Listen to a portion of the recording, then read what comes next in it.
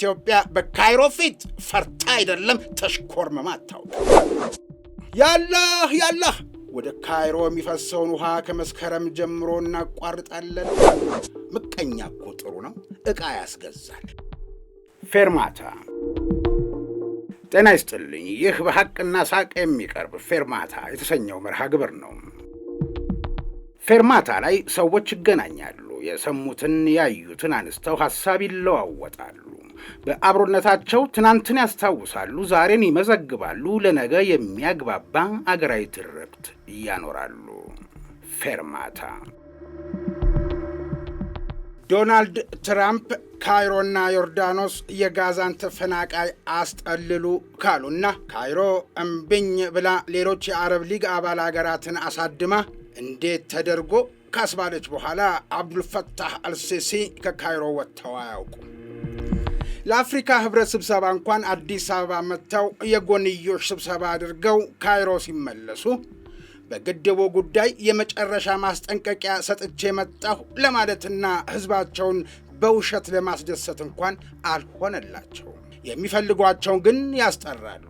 ካይሮ ላይ ሆነው ተቀብለው አስተናግደው ይመልሳሉ። እንደው በድንገት የሳዑዲውን ንጉሥ ማግኘት የፈለጉት ኢሳያስ አፈወርቂ የሚሸጥ ነገር አለኝ አሏቸው።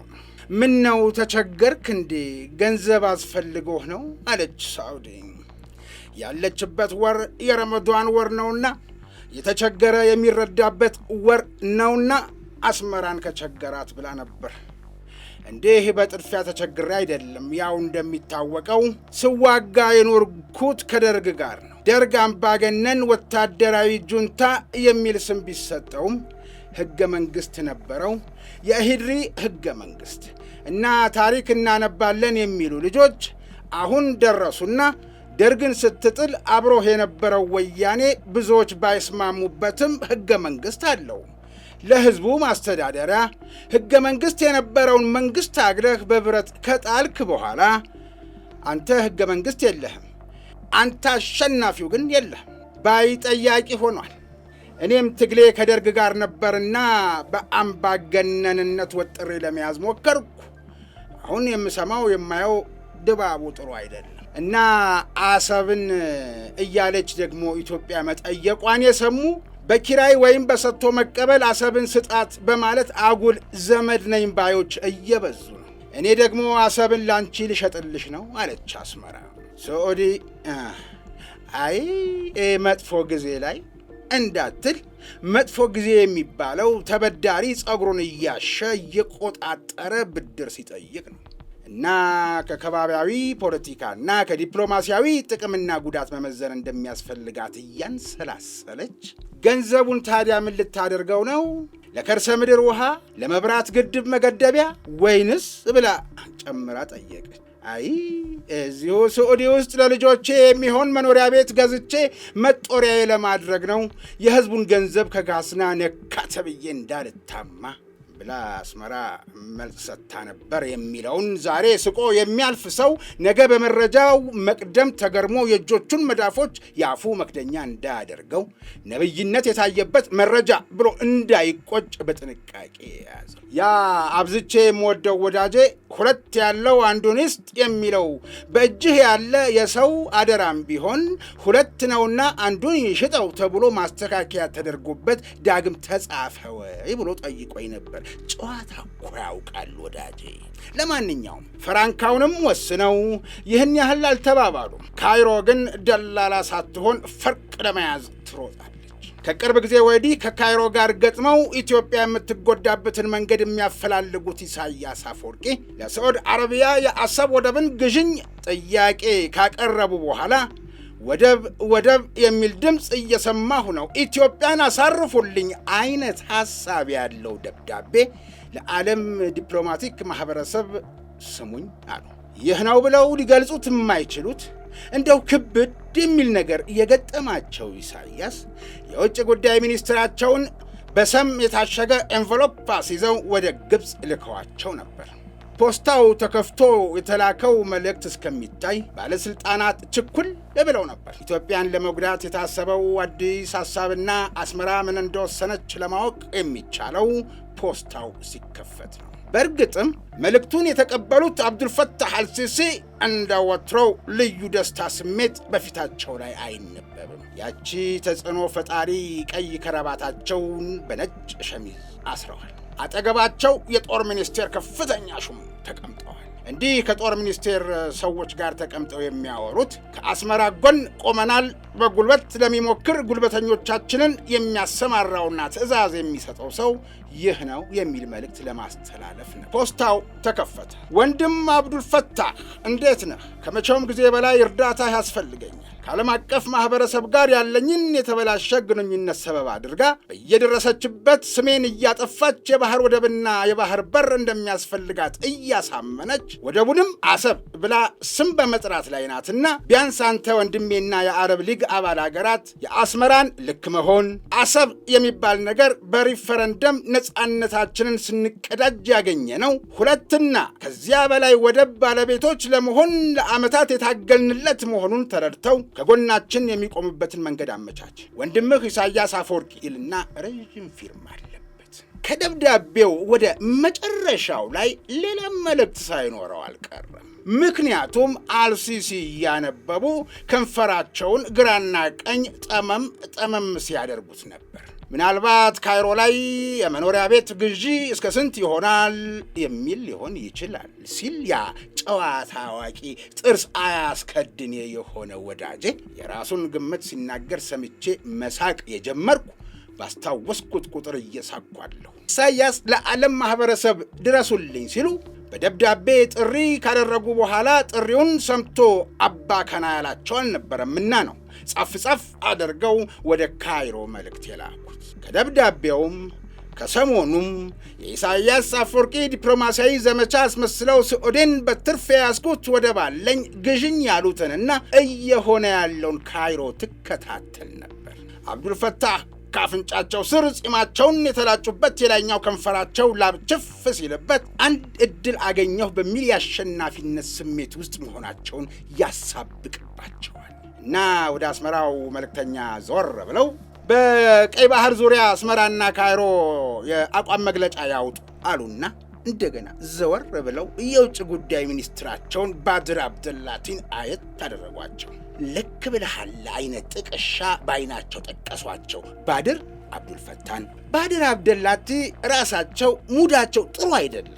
ነጭ ሸሚዝ ያለ ከረባት አድርገው ኮት ቢደረቡበትም ሸሚዛቸው ግን ወደ ላውንደሪ ከሚወሰድበት ማጠራቀሚያ ብድግ አድርገው የለበሱት ይመስላል። የተወቀጠ አይነት። አስመራ የውጭ ጉዳይ ሚኒስትሯ የእጅ ስልካቸውን አወጡና ስልክ ደወሉ። ሃሎ የሚል ድምፅ ከአስመራ፣ ሃሎ ከካይሮ። በስልክ አይሆንም ብለህ መልእክቱን በደብዳቤ ያደረግከው፣ እነሱ ደግሞ መልእክቱን ካዩና ካነበቡ በኋላ ባለፈው እኛ ያልነውን አንተ ድገመውና ቃልህን ስጠን። በቀይ ባህር መጠቀም የሚችለው የቀይ ባህር ድንበርተኛ ብቻ እንጂ ሌሎች መጠቀም አይችሉም የሚለውን ዛሬ ካይሮ ላይ አስመራና ካይሮ የአቋም መግለጫ ሆኖ ይስጡ እያሉ ነው አሉ የአስመራው የውጭ ጉዳይ ሚኒስትር። ከአስመራ ኢሳያስ ስጡዋ፣ አሁን በምንም አይነት መልኩ የግብፅ ድጋፍ የሚያስፈልገን ሰዓት ላይ ነን አሉ። ስልኩ ተዘጋ። አስመራና ካይሮ በቀይ ባህር ላይ ለመጠቀም መፈለግ ሳይሆን ማሰብ ራሱ የሚችለው ድንበርተኛ ከሆነ ብቻ ነው አሉና መግለጫ ወጡ። ባድር ግን ፊታቸው ልክ አይደለም። የአስመራው የውጭ ጉዳይ ሚኒስትር ሽክ እንዳሉ ናቸው። አዘናነጣቸው ከጣሊያን ሰዎች ጋር ይቀራረባል እና አሰብ ቀርቶ ቀይ ባህር ቀርቶ ድንበርሽ ከቀይ ባህር አይደለምና ብሎ ጨክኖ የሰው ጉሮሮ ላይ መቆም እንዲህ ከሆነ ለማንኛውም እንዲህ ቁርጡ ሲታወቅ ጥሩ ነው።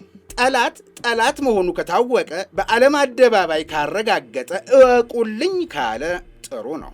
የውስጥ ለውስጡ ወዳጅ መስለው ሚስማር መቺው እንጂ የሚከብደው ምቀኛ መሆኑ ከታወቀ ምቀኛ እኮ ጥሩ ነው፣ ዕቃ ያስገዛል። ቀይ ባህርን ሲመቀኝ በወድም በግድም አሰብን ማስመለስ ይቻል ይሆናል። ምቀኛ ጥሩ ነው። ግን በካይሮ ሰማይ ስር ሌላ ዘፈን እየተዘፈነ ነው።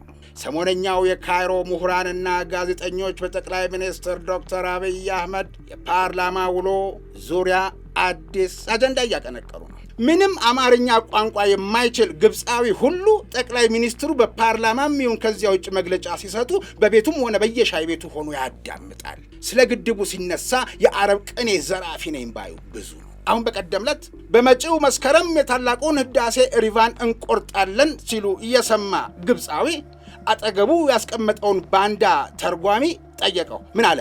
ምን እያለ ነው አለው። አስተርጓሚ የተባለው ሰው አንገቱን ነቀነቀ። ግብፃዊው አንገት ነቅናቂውን አይቶ ደነገጠ። በተሰባበረ አማርኛ ጦርነት አወጀ ጠየቀው። ላላ አለና አስተርጓሚው መለሰ። ቆየት አለና ላኪን ጦርነት በለው ሲል አጉተመተመና በመስከረም ውሃውን እናቋርጠዋለን ነው የሚለው አለው። ባንዳነት ሪቫንና ውሃ ይጠፋበታል፣ ይምታታበታል። ገንዘብ ካገኘ እናት ሀገርን አይደለም የወለደች እናቱንም ለሽያጭ ያስማማል። ባንዳነት መጥፎ ነው። ያላህ ወደ ካይሮ የሚፈሰውን ውሃ ከመስከረም ጀምሮ እናቋርጣለን አለ። ግብፃዊው ጆሮውን በሁለት እጆቹ አፍኖ ይዞ አላህ ክፉ ነው። ክፉዎች የማያውቁትን ቋንቋ እንማር ቢሉ እንኳን ክፉ ከሚለው ቃል ነው ማወቅ የሚጀምሩት። ይህ አሳጅ ተርጓሚና ተርጉምልኝ ያለው ግብፃዊ እንዲህ ባልተጻፈና ባልተነገረ አዲስ ትርክት የጀመሩት ወዲያ ደግሞ ጠቅላይ ሚኒስትር ዶክተር አብይ አህመድ የተፋሰሱ ሀገራትን እንደማንጎዳ ነግረናቸው ነበር። ዛሬም ነገም ቃላችንን እንጠብቃለን። ማንንም አንጎዳም፣ የመጉዳት ፍላጎትም የለንም። መነጋገር እንፈልጋለን ቢሉም በደስታ እንቀበላቸዋለን፣ በራችን ክፍት ነው የምትለዋን ንግግር የያዙ የካይሮ ፖለቲከኞች መቼ ደውሎ ኑ እንነጋገር ብሎ ጠየቀንና ነው ብለው ኢትዮጵያ ስለ ግድቡ ካልተነጋገርን ብላ የመጥሪያ ወረቀት አሳትማ ለክብርት ካይሮ ሰላማዊ ነኝና ሰላምሽ ይብዛ፣ በግድቡ ዙሪያ ለመነጋገር ፈልጌያለሁና አንቺ የሚመችሽን ቀንና ሰዓት መርጠሽ እንገናኝ፣ የምትልኪያቸውን ሰዎች ስም ዝርዝር አስቀድመሽ ብታሳውቂኝ ከህዳሴው ግድብ ስለሚጠመደው ሰንጋ የሚያካክል አሳ ብዛት መወሰን ያስችለኝ ነበር። ዘወትር አንቺን ለሚያጅቡ የቅርብ ሩቅ ለሆኑ የህዳሴ ግድብ ወሰንተኛ ላልሆኑ ሰዎች ቦታ ያላዘጋጀው መሆኑን ቀድሜ ልንገርሽ ብላ ጽፋ ይህንን በትህትና የተሞላ የጥሪ ወረቀት አሲዛ የምትልከው የልዑክ ቡድን መርጣ ልትልክ አታደርገውም።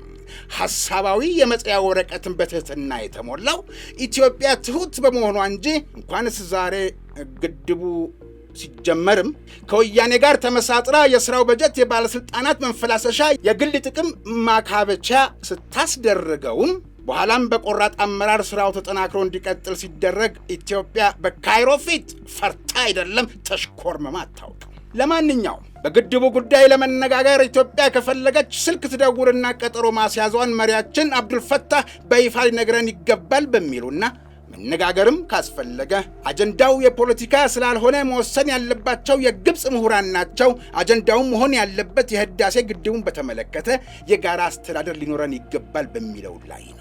በዚህ አጀንዳም ከካይሮ ጋር ነው መነጋገር የሚያስፈልገው፣ ሌላ አያስፈልግም። አብረን ስናስተዳድር ውሃ ሲቀንስ ልቀቂ እላፊም ሆኖ ሳይቀንስ ቢቀርም አየሩ ፀሐያማ በመሆኑ ለኛ ያስፈልጋልና መያዝ የለብሽም ብለን መብታችንን ማስከበር እንችላለን እያሉ በየሚዲያው እየወጡ ሲናገሩ ሰንብተዋል። ይህን ሰሞን አንዳንዶቹም ለመብራት ነው ግድቡ የሚያስፈልገው ያለችው፣ ግድቡ ተጠናቀቀ፣ የታለ በኤሌክትሪክ መጠቀም የጀመረችው? ውሸቷን ስለነበረ ነው። ዋና ፍላጎቷ ውሃውን መያዝና ግብፅን ለችግር ማጋለጥ ነበር፣ ተሳክቶላታል የሚሉ ምሁር የሚለውን መጠሪያ ከስማቸው ጋር አድርገው የሚጠቀሙበት ግለሰቦች በየጊዜው አዳዲስ ትርክት ለትውልዳቸው ያቀርቡለታል። ያም አለ ያ ኢትዮጵያ ግን ስራ ላይ ነች። ይህንን ዓለም ይስማላት። አበቃ።